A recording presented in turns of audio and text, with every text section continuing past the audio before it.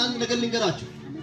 አንድ ቦታ አይታችሁ ከሆነ ዘኬዎስ ኢየሱስን ሊያይ በወጣ ጊዜ ኢየሱስ ዘኬዎስን አየውና ከገባ በኋላ እንደዚህ አለ፣ ይሄም የአብርሃም ዘር ነውና ዛሬ ለዚህ ቤት ምን ሆኗል?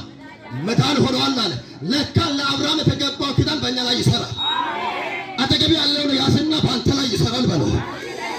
እስቲ በአባታችን ላይ በሉት፣ በአብርሃም ላይ በሉት። ባካችሁ የተነገረው ኪዳን በለው በአንተ ላይ ይሰራል በሉት።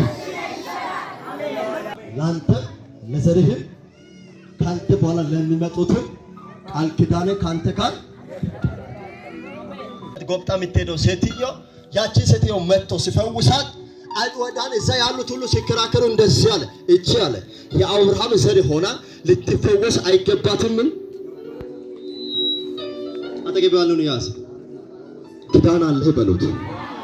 ኪዳኑ በለው ዛሬ ሳይሆን በለው በአብርሃም ዘመን በሉት። ሰማይ የገባልህ በሉት።